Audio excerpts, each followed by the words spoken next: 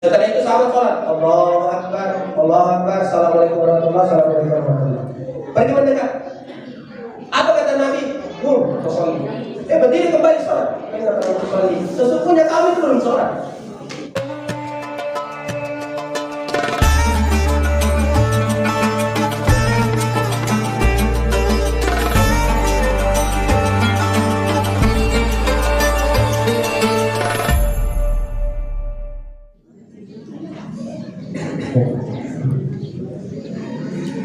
Bismillahirrahmanirrahim.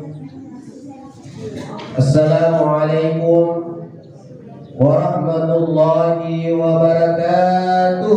Waalaikumsalam warahmatullahi wabarakatuh. Kayaknya ibu-ibu ini tidak ada suara capek naik tangga. Jadi saya ulangi sekali lagi supaya lebih semarak. Assalamualaikum warahmatullahi wabarakatuh.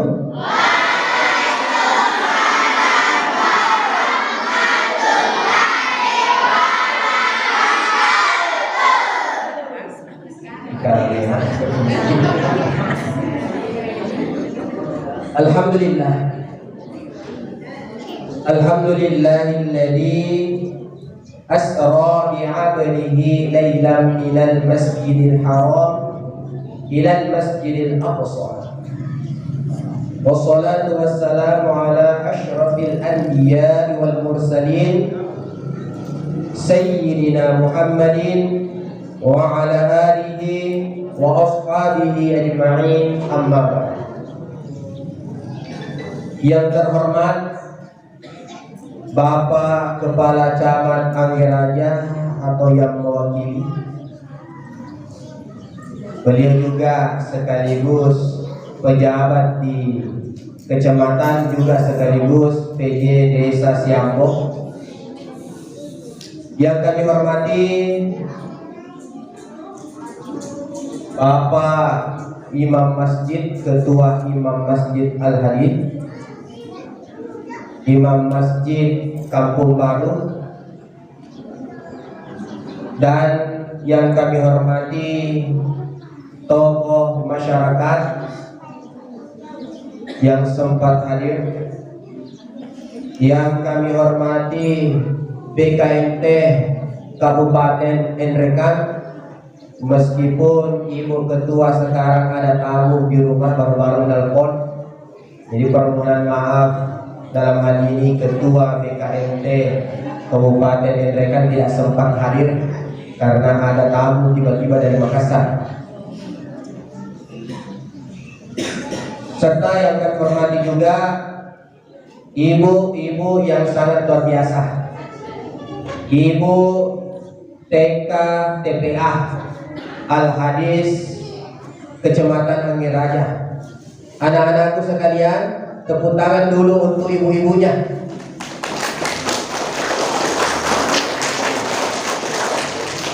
Kami informasikan kepada yang mewakili Bapak Camat bahwa inisiatif daripada Isra Mi'raj bukan hanya dari kami, tetapi yang mengambil andil besar adalah orang tua dari TK TPA Al-Hadis.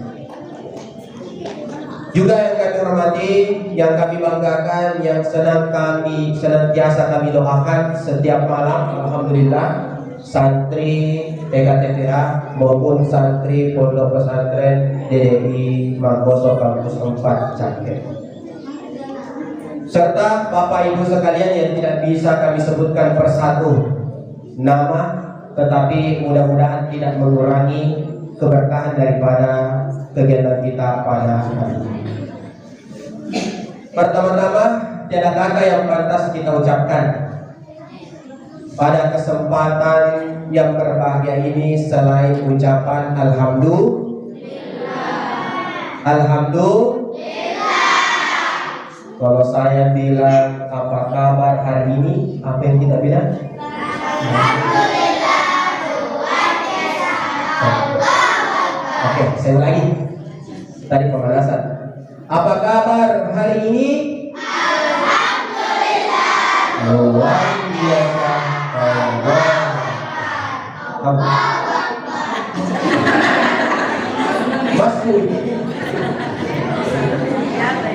Masuk. Oke.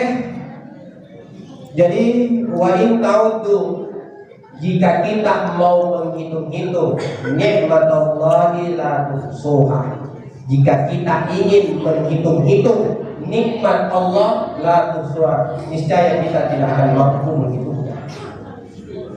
Oleh karena itu ada Gurita Sanusi Bacot, mantan ketua MUI Al-Farhud, pernah menyampaikan, meskipun kita mengumpulkan semua pohon bawang, pohon pinus, dijadikan sebagai pena, kemudian semua kebun, semua tanah yang ada di muka bumi ini dijadikan sebagai kertas untuk hitung nikmat Allah, untuk menghitung apa yang Allah telah berikan.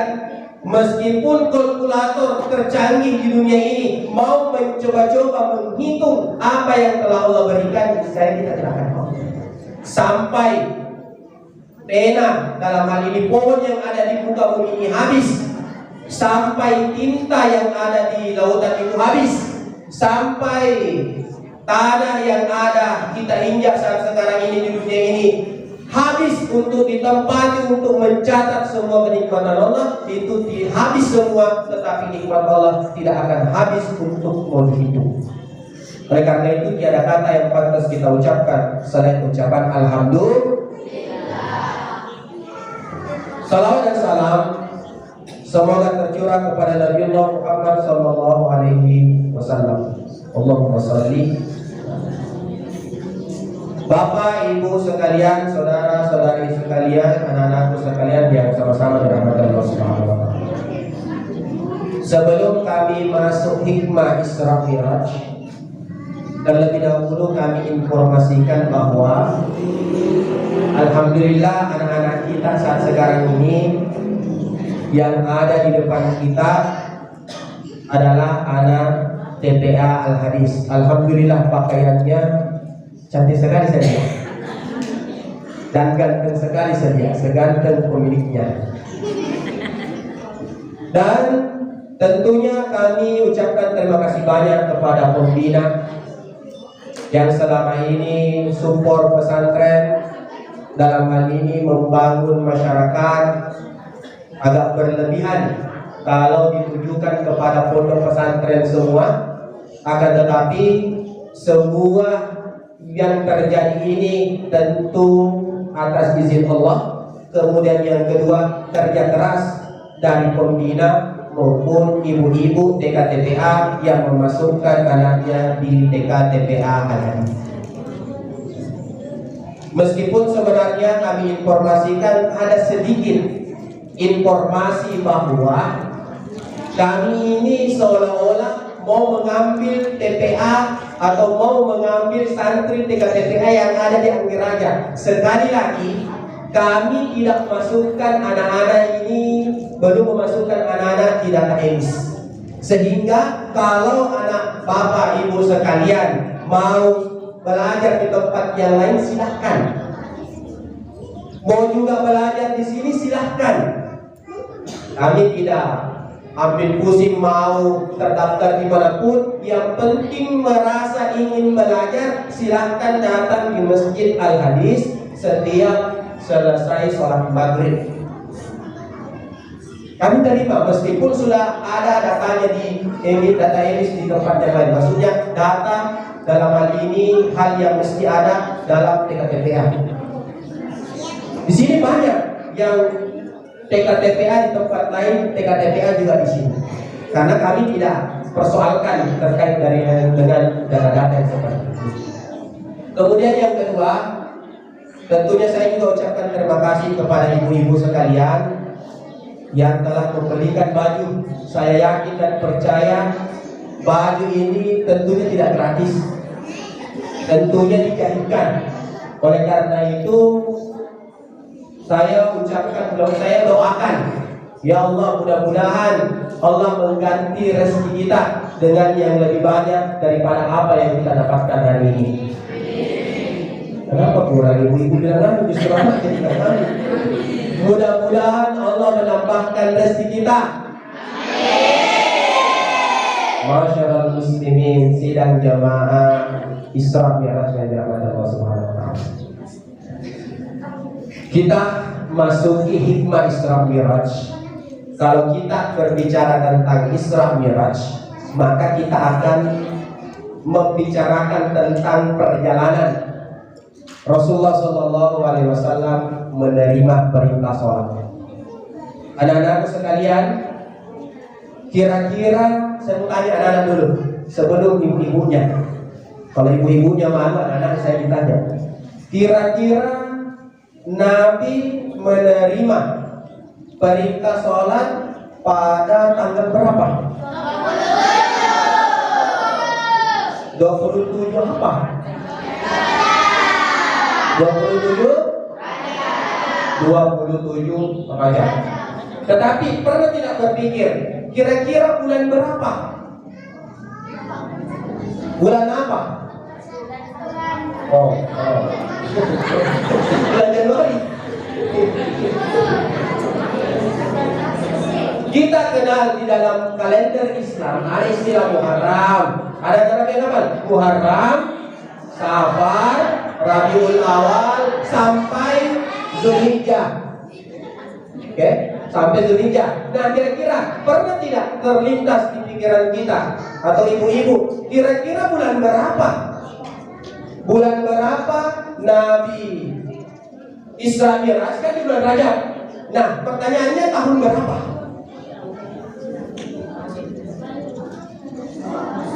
Ada yang bisa jawab? Tahun berapa kira-kira Nabi Isra Mi'raj? Kalau bulannya bulan Rajab, tanggalnya 27. Kira-kira tahun berapa? Nah, jawabannya belum ada penanggalan Masehi Hijriah ketika itu. Barulah kemudian disebut 1 Hijriah ketika ulama sepakat pada saat Nabi hijrah dari Mekah ke Madinah. Pada saat itulah kemudian baru disebut 1 Hijrah. Sementara Nabi hijrah dari Mekah ke Madinah itu sebelum istilahnya Isra dan Mi'rajnya Nabi. Jadi Nabi Isra Mi'raj belum hijrah Nabi ketika itu masih di Masjidil Haram ila Masjidil Masyaallah muslimin, sidang jamaah yang dirahmati Allah Subhanahu wa taala. Jadi bercerita tentang kalender dulu sebelum kita masuk lagi. Bercerita tentang kalender ada 2 macam. Ada disebut kalender Hijriah, ada disebut kalender Masehi.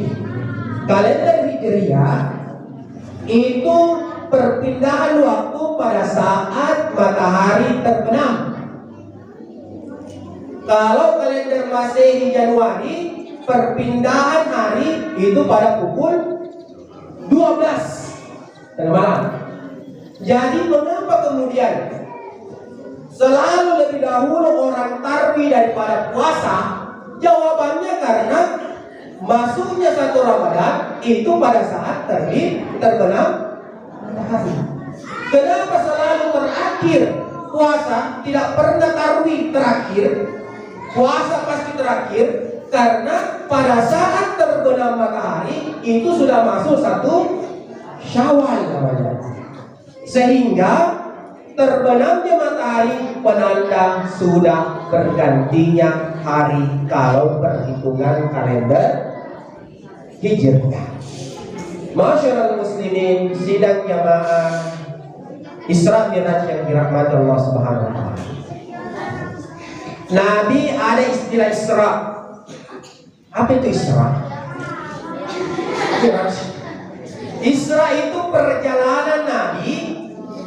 Apa yang namanya seperti ini? Yang mana vertikal, yang mana dibilang horizontal? Yang seperti ini apa namanya? Horizontal. Kalau begini vertikal. Nah, Isra itu vertikal. Oke? Jadi perjalanan Nabi dari Masjidil Haram ilal Masjidil Aqsa itu disebut Isra. Oke? Pada saat naik Nabi naik itu disebut Mi'raj. Tetapi jangan anggap, saya mau kasih apa namanya itu ilustrasi.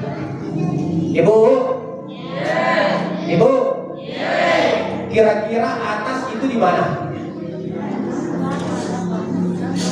Kira-kira atas itu di mana? Oh, di atas. Oke. Saya mau kasih ilustrasi, Bu. Bumi ini bulat atau tidak? Oke, misalnya mungkin ada yang bilang kembar, ada yang bilang bulat. Oke. Bulat ya, Bu, tuh? Berarti matahari tetap seperti ini, Bu. Betul? Yang berputar adalah bumi. Berarti sekarang ada negara yang malam. Oke? Berarti ada di bawah tak? Terputar, betul? Sehingga kalau kita bilang atas itu yang di sini, berarti kalau misalkan di luar negeri atasnya di mana? Kok gitu? Di bawah. Ya. Ya, Bu.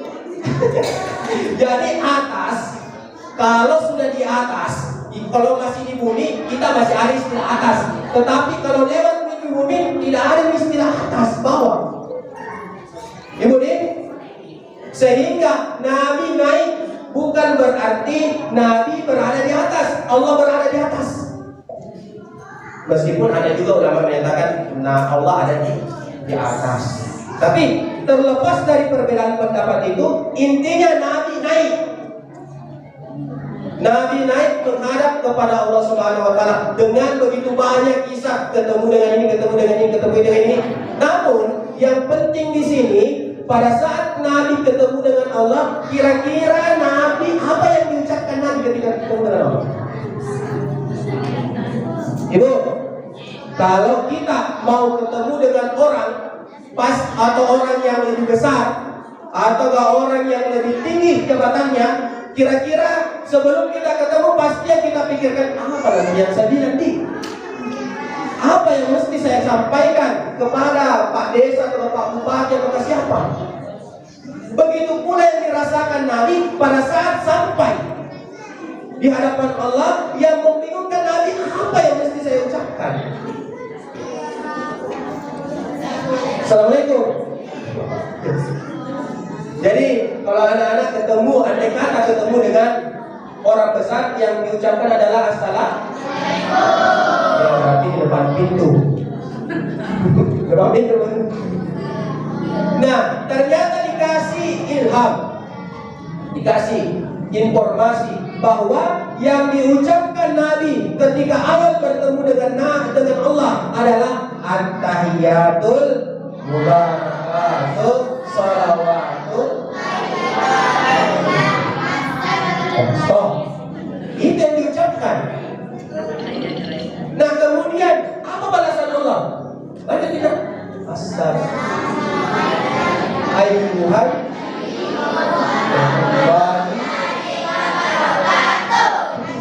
itu stop. Jadi yang dibalas ataukah Allah membalas penghormatan Nabi dengan salam.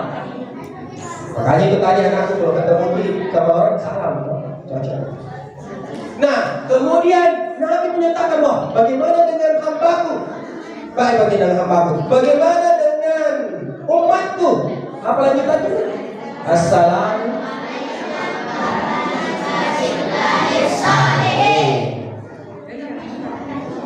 Allah pun memberikan salam kepada seluruh hamba-hambanya yang saleh. Makanya ibu, kalau sholat id jangan terlalu cepat, lebih cepat daripada kantor. Apalagi di sini tahiyat. Nah, kemudian ketika setelah diberikan salam-salam, maka yang kita ucapkan adalah asyhadu an la ilaha illallah wa asyhadu anna muhammadar rasulullah. Saya ada apa namanya itu kata-kata Pak Tarikah. Kata-kata tarikat yang biasanya diucapkan oleh orang Bugis. Cuma orang Bugis, tidak tahu kalau orang Duri paham atau tidak ini. Engkau yasen ada yang bilang telu temas sarang, dua teman leseng. Dia tidak tahu kalau apakah biasa dengar. Ya biasa. Kata telu temas sarang adalah kata yang tidak tadi ini, salamnya Nabi kepada Allah, salamnya Allah kepada Nabi, dan salamnya kepada hamba-hamba yang soleh. Itu tidak bisa dipisahkan. Kemudian dua yang tidak bisa dipisahkan, yaitu kalimat selanjutnya. Apa kalimat selanjutnya? Asyhadu an la ilaha illallah wa asyhadu anna Muhammadan Rasulullah. Ini dua tidak bisa dipisahkan. Bahkan ini kalau ada anak gadisnya ibu-ibu, mau menikah, biasanya kan itu penghulu menyatakan syahadat dulu nak kepada laki-laki. Jadi laki-laki bilang asyhadu an la ilaha illallah wa asyhadu anna Muhammadan Rasulullah. Nah, ajarkan kepada anak kamu bahwa yang ketika laki-laki, calon mempelai laki-laki itu mengucapkan syahadat, maka tanya anaknya yang perempuan bahwa berdoa pada saat itu bahwa ya Allah, kalau pasanganku ini baik bagi saya, janganlah Engkau pisahkan seperti layaknya tak berpisahnya kalimat syahadat. Doa. Saya ulangi, pada saat laki-laki mempelai laki-laki mengucapkan asyhadu an la ilaha illallah, maka kita ini yang perempuan sambung cepat wa asyhadu anna Muhammadar Rasulullah, kemudian terbesit dalam hati dalam doa, ya Allah, selama pasangan saya baik dan akan menjadi baik, oleh karena itu janganlah Engkau pisahkan saya seperti layaknya tak berpisahnya kalimat dua syahadat. Makanya jangan heran banyak orang kalau mati suaminya atau istrinya, tidak lama mati pasangannya. Karena kenapa? Memang tidak bisa dipisahkan. Boleh jadi pernah berdoa seperti itu sehingga seperti itu yang terjadi. Tetapi ibu, kalau mati suami tak mau mati.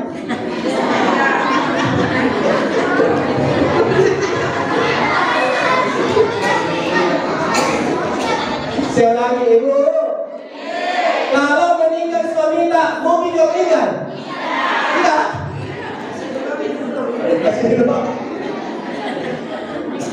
Masyaallah muslimin sidang jamaah istirahat sebenarnya di dalam sholat yang kita lakukan setiap hari itu pada saat sujud apa yang biasa kita lakukan kalau sujud? Subhana rabbil a'la wa bihamdihi. Apa artinya? Maha suci Allah yang maha tinggi. Wa bihamdihi, dengannya lah saya bertasbih karena tingginya. Saya ulangi, maha suci Allah subhanallah yang maha tinggi, segala dia miliki, dengan itulah saya bertasbih. Sehingga apa kata Allah pada saat kita sujud? Mintalah apa yang kamu minta. Mintalah apa yang kamu minta. Maka pada saat duduk di antara dua sujud, apa nak lagi doanya duduk di antara dua sujud? Rabbi ghafirli warhamni wajburni warfa'ni warzuqni wahdini wa'afini wa'fu'anni. Itu semua doa. Doa semua itu. Rabbi ghafirli, ya Allah ampunilah dosaku. warhamni, rahmatilah, wajburni, cukupkanlah, apalagi warzuqni, berikanlah rezeki, wahdini, berikanlah petunjuk kepadaku, berikanlah kesehatan, berikanlah pengampunan. Itulah yang kita minta. Ada 8 yang kita minta, 7 atau 8 yang kita minta pada saat kita duduk di antara dua sujud. Tetapi apa yang terjadi?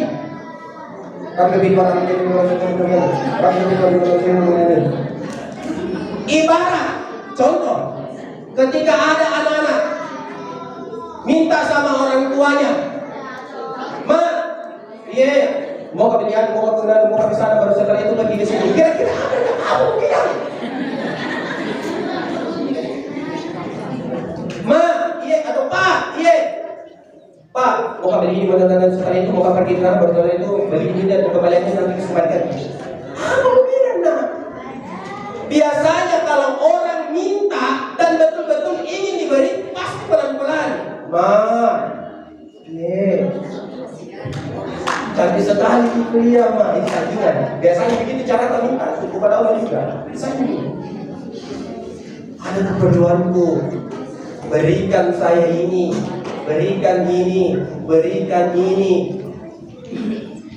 Pasti semakin kita butuh, mestinya semakin pelan, semakin tumaknina, semakin sakinah, tenang. Tetapi apa yang terjadi hari ini?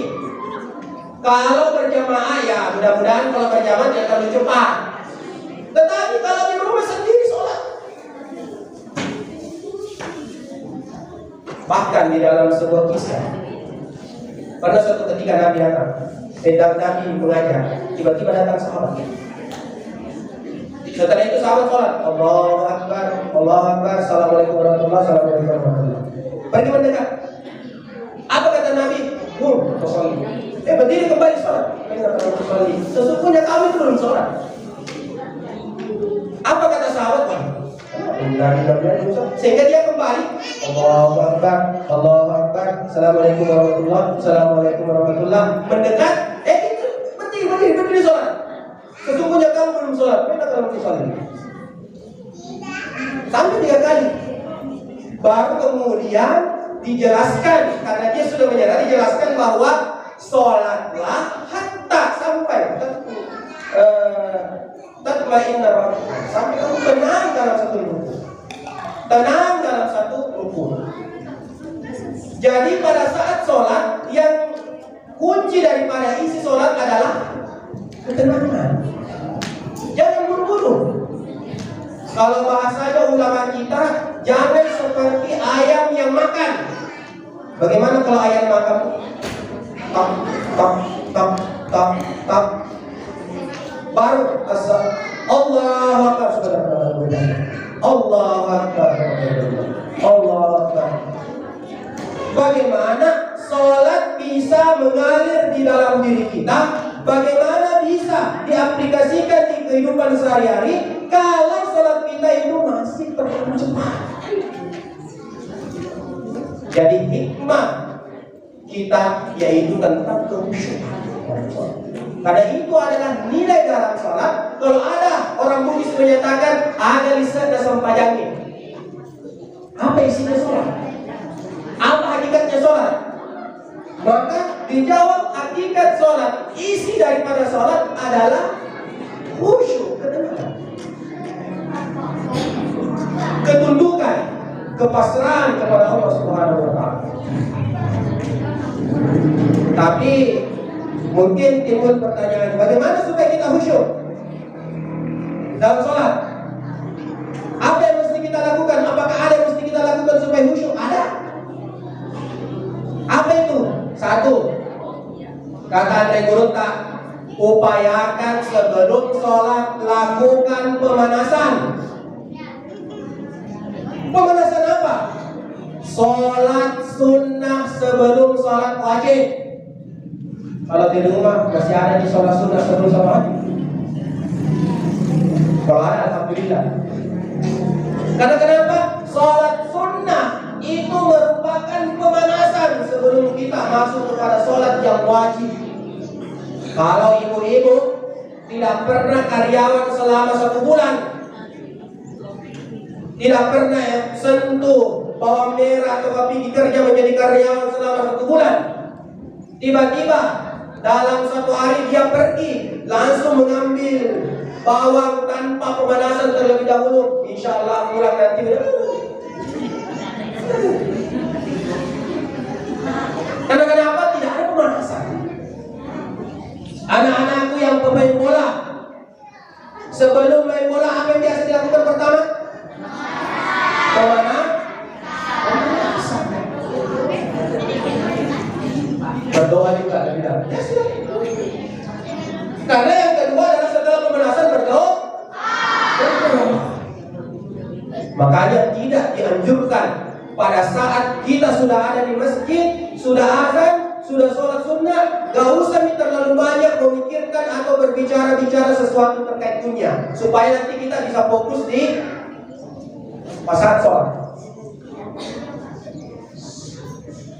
Nah, pada saat kita sudah mau siap-siap untuk melaksanakan sholat, upayakan segala sesuatu yang dapat mengganggu sholat kita itu sudah beres. Ibu,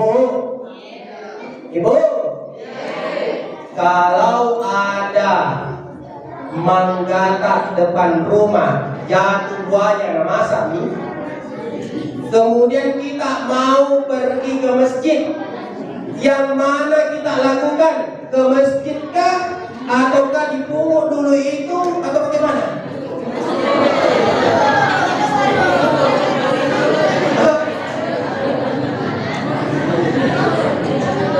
Jadi kata anak-anakku sekalian, Mak, lebih baik dipungut, simpan di rumah, tapi kita ingat sholat, daripada kita pergi ke masjid yang kita ingat.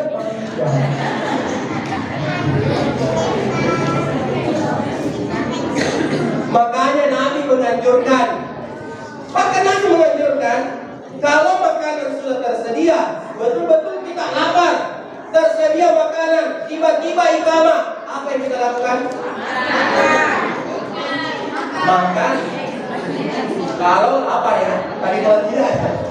Nah, kenapa? Lebih baik kita makan ingat sholat daripada sholat ingat. Betul atau tidak? Masyaallah muslimin sidang jamaah yang dirahmati Allah Subhanahu wa taala. Oleh karena itu ibu-ibu, kalau panen pawatan tinggal sedikit menit, tiba-tiba azan, apa yang dilakukan?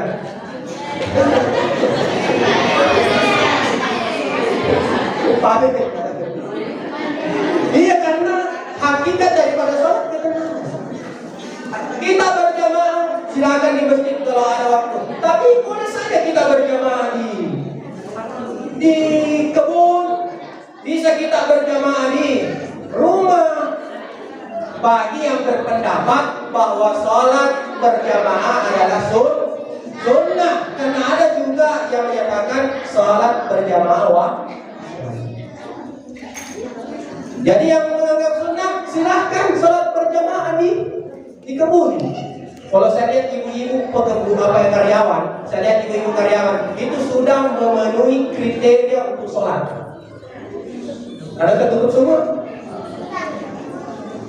Jadi yang penting pakaian ibu sekalian tidak bernajis, meskipun kotor lakukan secara fikih sah, akan tetapi secara adat boleh jadi dipertanggungjawabkan karena secara adat kurang baik lah.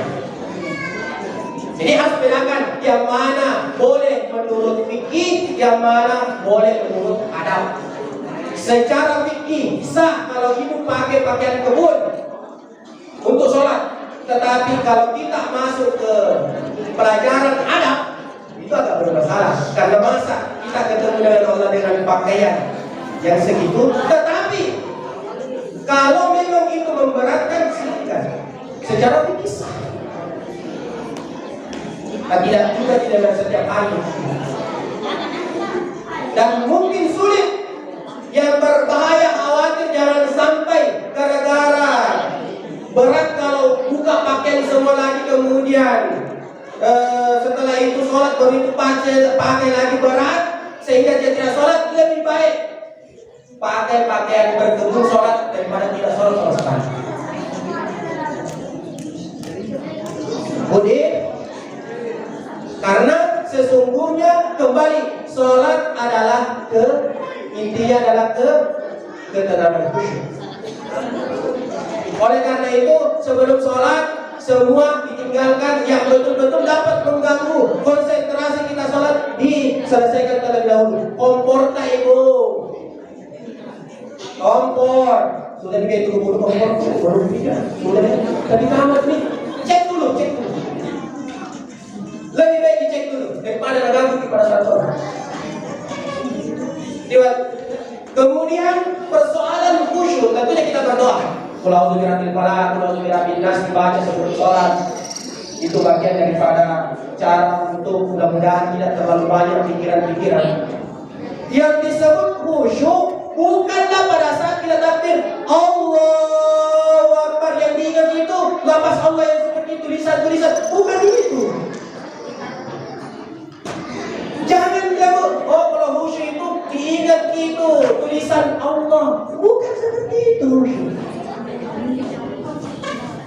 Apa yang dimaksud dengan khusyuk? Yang dimaksud dengan khusyuk yaitu ketika kita membaca, betul-betul membaca apa yang menjadi bacaan dalam sholat, mendengarkan imam pada saat bacaan, kemudian pikiran kita tidak lari ke kiri ke kanan, tetapi pikiran kita fokus bahwa saya sekarang sementara sholat, maka itu disebut khusyuk. Ibu setiap hari khusyuk. Ciri contohnya khusyuk ya, contohnya khusyuk. Pernah ibu pegang HP? Pernah ibu pegang HP? Pernah ibu menelpon dengan orang penting? Pernah? Bicara dengan orang penting, tiba-tiba datangnya Ananda. Ma. Itu khusyuk menelpon ketika datang gangguan, langsung jangan. Itu khusyuk namanya, karena fokus terhadap lawan bicara itu disebut khusyuk. Anak-anak main game, jangan diganggu itu pada saat main game nih. Karena kenapa? Kapan ibu ganggu kekhusyukan anak dalam game, pasti dia akan marah-marah. Tidak ada jadi kerjaan yang disuruh. Karena kenapa? Perhatiannya ada terus di game. Itu namanya khusyuk. Allahu Akbar. Tiba-tiba ada orang yang goreng ikan kering. Baunya kalau ibu bilang, siapa yang menggoreng nih? Ikan apa kira-kira yang goreng ini? Pakai minyak apa kira-kira ini? Berarti ibu tidak khusyuk dari itu. Tetapi ketika kalian ibu cium bau, apa namanya itu? Bau ikan kering, tiba-tiba bilang, saya sementara sholat, saya perhatikan bacaan, berarti itu ibu khusyuk dalam sholat. Karena itu gangguan. Tiba-tiba ibu sholat, tiba-tiba ada nomor. Kemudian ibu bilang, siapa itu? Bagaimana? Berarti ibu tidak khusyuk. Karena pikirannya sementara sholat, tetapi yang dipikirkan adalah motor. Nah, bagaimana caranya supaya memotong itu? Ingat, kita sementara sholat, ingat, kita sementara membaca sesuatu, perhatikan bacaannya dan perhatikan kalau kita mendengarkan imam pada saat membaca. Itu semua khusyuk. Belum lagi kalau kita di masjid, ada orang yang pakai Allahu Akbar, kita menghadap ke depan, buka mata, ternyata ada merek Wadimor, Belimbing, Gajah Dulu, Rabbani, kayak mahal-mahal kayak ini kayaknya. Kalau kita jelaskan dalam pikirannya itu kita tidak khusyuk namanya. Nah, oleh karena itu tentu hal tersebut adalah kita upayakan sebelum melaksanakan sholat, betul-betul kita berdoa kepada Allah agar diberikan. Meskipun bagaimana kita menginginkan, tetapi kalau Allah berkehendak lain, tidak bakalan cukup. Oleh karena itu kita berusaha, kita berdoa kepada Allah, mudah-mudahan diberikan kekhusyuan di dalam sholat. Kalau khusyuk ibu 80%, berarti sholat ibu pahalanya 80%. Kalau khusyuknya ibu atau bapak hanya 1%, maka pahalanya ibu hanya 1%. Biasa tidak, ibu? Biasa tidak lihat padi jadi, tapi tidak isinya. Kalau kita bahasa Bugisnya, maka apa ini? Artinya sekapa, artinya jadi menjadi yang bermikro kulit, tapi tidak isinya. Banyak orang seperti itu, karena isi dari sholat adalah khusyuk. Masyaallah muslimin sidang jamaah yang dirahmati Allah Subhanahu wa taala. Terakhir, anak-anakku sekalian, pernah suatu ketika di dalam ceritanya Laila Majnun, ini si Majnun disebut Qais, bukan Qais yang kita gendong, yang gendong mamanya naik, bukan, tapi ada juga Qais. Ini cinta sama Laila. Saking cintanya Qais sama Laila, sampai-sampai apapun yang berkaitan dengan Laila pasti dia cinta juga. Dia mau berikan pelajaran kepada kita, kalau Allah cinta kepada Nabi, sudah semestinya kita juga cinta kepada Nabi. Itu pelajaran pertama. Kemudian pada saat Qais dipisahkan dengan Laila karena tidak direstui, maka Qais suatu ketika berjalan menemukan anjing yang berasal dari berasal dari kampungnya Laila, sehingga Qais karena cintanya sama Laila sampai-sampai anjing yang itu pun dia cintai juga. Saking cintanya, saking khusyuknya kepada anjing tersebut, dia jalan mengikuti anjing itu kemana dia pergi. Tapi yang menjadi masalah, karena pada saat orang melaksanakan sholat, anjing itu lewat di depannya itu orang. Kan tempat sholat itu tidak seperti sekarang yang ada temboknya dan sebagainya, kelihatan. Apa yang terjadi? Karena Qais ketika itu hanya memperhatikan anjing yang jalan, maka dia pun ikut sehingga melewati orang yang sementara sholat. Nah, tiba-tiba setelah sholat apa yang terjadi? Semua orang dicari Qais. Kemudian dituntut, kenapa kau Qais melewati kami padahal kami sementara sholat? Tapi apa kata Qais? Saya heran kepada kalian. Kenapa kalian bisa-bisanya memperhatikan saya jalan di hadapan kalian sementara kalian sholat? Sementara saya, anjing yang ada di hadapan saya tidak memperhatikan bahwa ada orang saya di samping kiri, samping kanan, karena saya fokus kepada anjing tersebut. Ini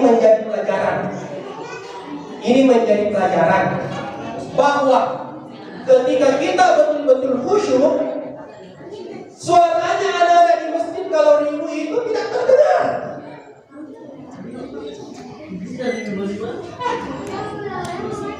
Suaranya anak-anak terdengar, tetapi kita bisa alihkan. Karena kenapa? Karena ini adalah cobaan bagi kita. Nah, kalau anak-anak ribut sudah dibilang jangan ribut nanti, jangan kau ribut. Kalau ribut kau jangan ribut. Kita sholat Allahu Akbar, tiba-tiba anak-anak ribut. Ya namanya anak-anak sudah ditanya 1-2 kali teori pendidikan, 80 kali itu ditanya anak-anak bahwa ada nyangkut sedikit. Itu teori pendidikan. 80 kali anak-anak ditanya bahwa ada nyangkut sedikit. Apalagi 3 kali, nah jangan ribut nih. Yes, jangan ribut nih. Yes, kalau ribut nih jangan ribut. Yes. Tiba-tiba ribut. Allahu Akbar.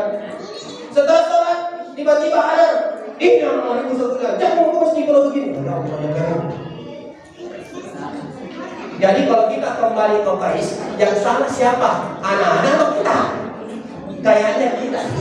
Mungkin kita yang tidak khusyuk ketika itu masih fokus kepada hal-hal yang ada di luar. Padahal kita pada saat takbir itu kita telah ada dunia, ada. Ya, pada saat kita takbir itu kita ada dunia, kita tidak mulai. Oke, jadi sebagai kesimpulan terlalu gerakan ini. Sebagai kesimpulan ini tidak khusyuk. Hikmah Isra Mi'raj pada hari ini adalah khusyuk. Ubur-ubur ikan lele. Ya, dicatat lagi. Ubur-ubur ikan lele. Ditemukan di dermaga. Buru-burulah beramal soleh. Semoga kita ketemu di surga. Dari saya kurang lebihnya mohon dimaafkan. Billahi taufiq wal hidayah. Assalamualaikum warahmatullahi wabarakatuh.